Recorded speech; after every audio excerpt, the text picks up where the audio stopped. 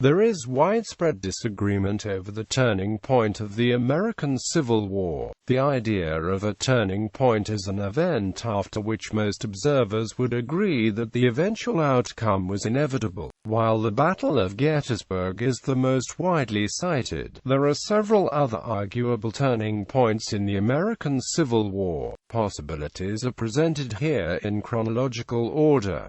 Only the positive arguments for each are given. At the time of the event, the fog of war often makes it impossible to recognize all of the implications of any one victory. Hindsight reveals the end point and all the developments that led up to it. In most cases, contemporary observers may lack confidence in predicting a turning point. In the Civil War, many of the turning points cited by historians would not have been recognized as such at the time. Confederate victory in First Battle of Bull Run. The First Battle of Bull Run, on July 21, 1861, was the first major land battle of the war. Until this time, the North was generally confident about its prospects for quickly crushing the rebellion with an easy, direct strike against the Confederate capital, Richmond, Virginia. The embarrassing rout of Brig. Gen. Irvin McDowell's army made clear the fallacy of this viewpoint. Northerners were shocked and realized that this was going to be a lengthier, bloodier war than they had anticipated. It steeled their determination. Lincoln immediately signed legislation that increased the army by 500,000 men and allowed for the term of service to be for the duration of the war. Congress quickly passed the Confiscation Act of 1861, which provided for freeing slaves whose masters participated in the rebellion, which was the first attempt to define the war legislatively as a matter of ending slavery. If Confederates had hoped before this that they could sap Northern determination and quietly slip away from the Union with a minor military investment, the victory at Bull Run ironically destroyed those hopes. Confederate invasion of Kentucky. By mid-1861, 11 states had seceded, but 4 more slave-owning states remained in the Union: Missouri, Kentucky, Maryland, and Delaware. Kentucky was considered the most at risk. The state legislature had declared neutrality in the dispute, which was a moderately pro-Confederate stance. The loss of Kentucky would have been catastrophic because of its control of the Tennessee and Ohio rivers and its position from which the vital state of Ohio could be invaded. Lincoln wrote, "I think to lose Kentucky is nearly the same as to lose the whole game." On September 3, 1861, Confederate General Leonidas Polk extended his defensive line north from Tennessee when Gideon Pillow occupied Columbus, Kentucky. Polk followed that by moving through the Cumberland Gap and occupying parts of southeastern Kentucky. This violation of state neutrality enraged many of its citizens. The state legislature, overriding the veto of the governor, requested assistance from the federal government. Kentucky was never again a safe area of operation for Confederate forces. Ironically, Polk's actions were not directed by the Confederate government. Thus, almost by accident, the Confederacy was placed at an enormous strategic disadvantage. Indeed, the early Union successes in the Western theater are directly related to Polk's blunder.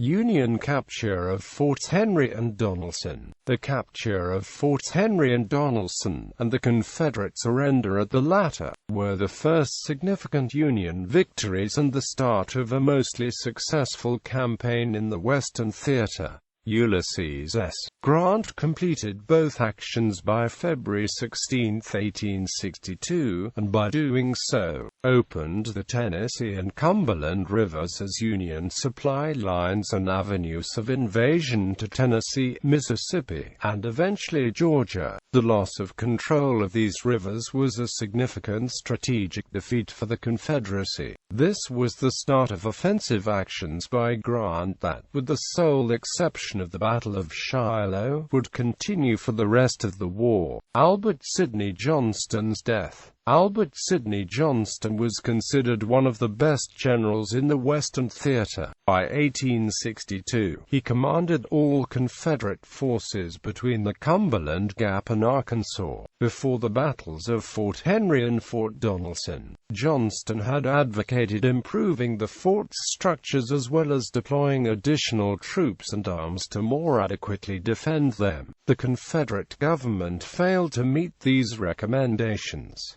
Ulysses S.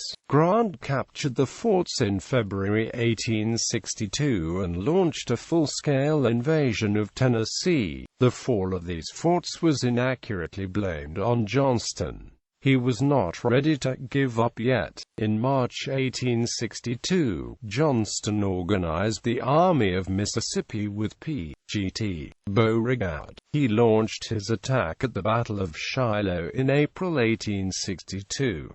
Johnston's plan was to drive the Union Army from its landing point on the Tennessee River into surrounding swamps. He assigned Beauregard to coordinate this attack. Beauregard disagreed with his strategy and instead planned to drive the enemy back toward the river. He in turn directed reconnaissance at this plan, resulting in the ultimate failure to pinpoint Grant's army. On the first day of battle, Johnston personally led the attack on the enemy. He was a victim of friendly fire, receiving a hit in the knee which severed his popliteal artery.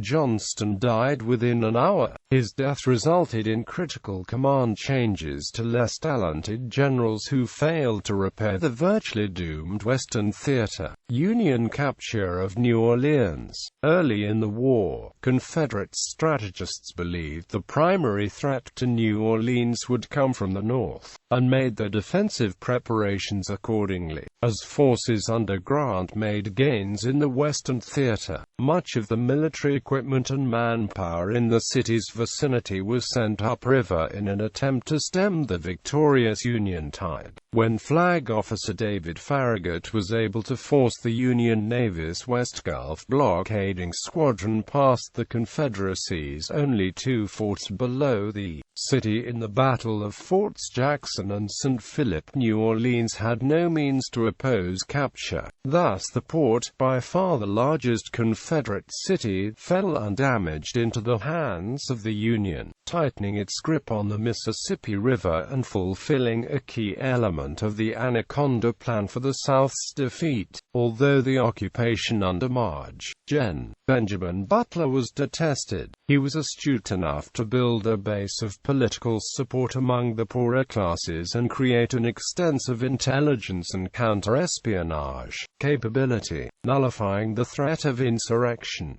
The Confederacy's loss of its greatest port had significant diplomatic consequences. Confederate agents abroad were generally received more coolly, if at all, after news of the city's capture reached London and Paris. Union victory in Battle of Antietam. The Battle of Antietam, September 17, 1862, was the bloodiest day in American history, but it also had 2 strategic consequences. Although considered a tactical draw between the Army of the Potomac and the much smaller Army of Northern Virginia, it marked the end of Robert E. Lee's invasion of the North. One of his goals was to entice the slave-holding state of Maryland to join the Confederacy, or at least recruit soldiers there. He failed in that objective. He also failed in marshalling Northern fears and opinions to pressure a settlement to the war. But more strategically, George B. McClellan's victory was just convincing enough that Lincoln used it as justification for announcing his Emancipation Proclamation. He had been counseled by his cabinet to keep this action confidential until a Union battlefield victory could be announced. Otherwise, it might have appeared to be an act of desperation. Along with its immense effect on American history and race relations, the Emancipation Proclamation effectively prevented the British Empire from recognizing the Confederacy as a legitimate government. The British public had strong anti-slavery beliefs and would not have tolerated joining the pro-slavery side of a fight where slavery was now a prominent issue. This removed one of the Confederacy's only hopes of surviving a lengthy war against the North's suffocating naval blockade. Support from France was still a possibility, but it never came to pass. Antietam. Two other coincident failed actions, Braxton Bragg's invasion of Kentucky and Earl Van Dorn's advance against Corinth, Mississippi, represented the Confederacy's only attempt at coordinated strategic offensives in multiple theaters of war. Stonewall Jackson's death. After winning the Battle of Chancellorsville, the Army of Northern Virginia lost Lt. Gen. Stonewall Jackson to pneumonia following a friendly fire accident. His death was a blow to the morale of the Confederate Army, as he was one of its most popular and successful commanders.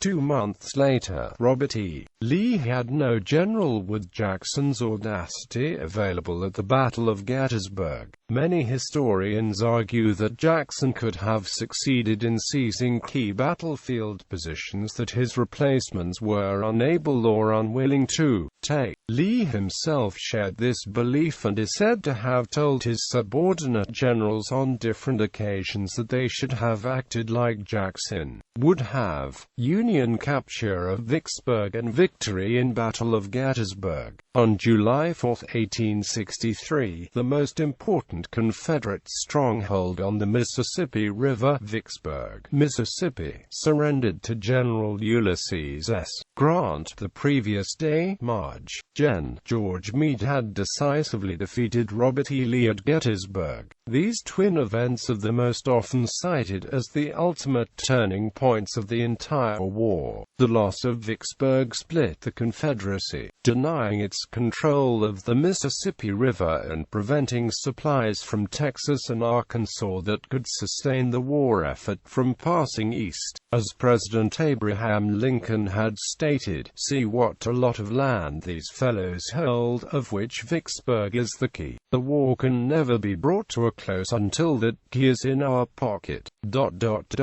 We can take all the northern ports of the Confederacy and they can defy us from Vicksburg." Furthermore, the 30,000 soldiers who surrendered with the city were a significant loss to the cause. Gettysburg was the first major defeat suffered by Lee. It repelled his second invasion of the North and inflicted serious casualties on the Army of Northern Virginia. In fact, the National Park Service marks the point at which Pickett's charge collapsed, the copse of trees on Cemetery Ridge, as the high water mark of the Confederacy.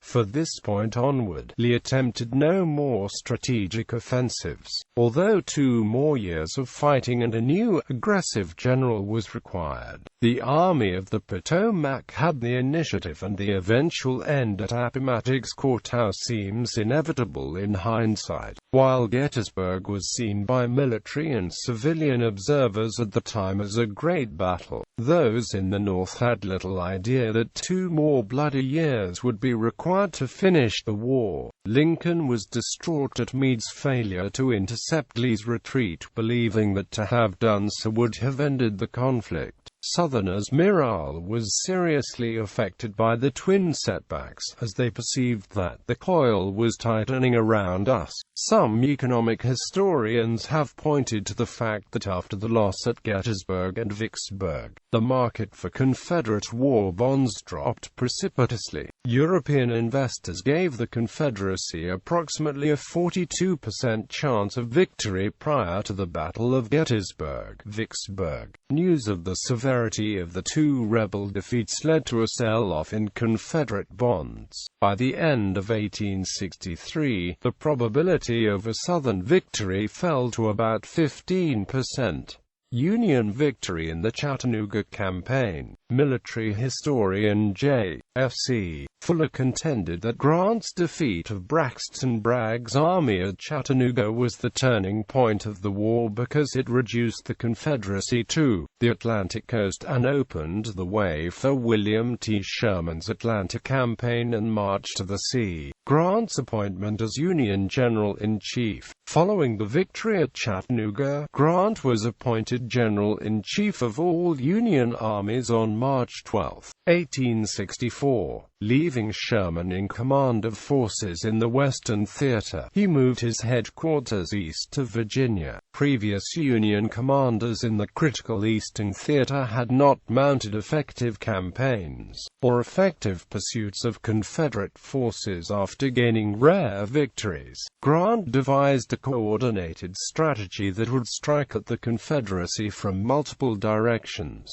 against Lee and the Confederate capital, Richmond, in the Shenandoah Valley; against Johnston and Atlanta; against railroad supply lines in western Virginia; and against the port of Mobile. In May, Grant launched the overland campaign towards Richmond. Although he suffered a tactical reverse in his first encounter with Lee in the Battle of the Wilderness, Grant pressed forward, parting the Confederates under an unremitting pressure that was maintained until the fall of the capital and the surrender of Lee's Army of Northern Virginia. Union capture of Atlanta. Some contend that Sherman's successful siege of Atlanta was the turning point, since the city was the most critical point in the South. This victory lifted the spirits of the North and helped re-elect Lincoln. In addition to its military result of crippling transportation in the heart of the Confederacy, and nearly destroying the city, Lincoln's re-election. The re-election of Abraham Lincoln in 1864 is beyond the final point at which a positive conclusion for the Confederacy could have been contemplated. His opponent, a former General George B. McClellan, ran on a Democratic Party platform that favored a negotiated settlement with the Confederacy. Although McClellan disavowed this platform, the South would have likely seen his election as a strategic victory.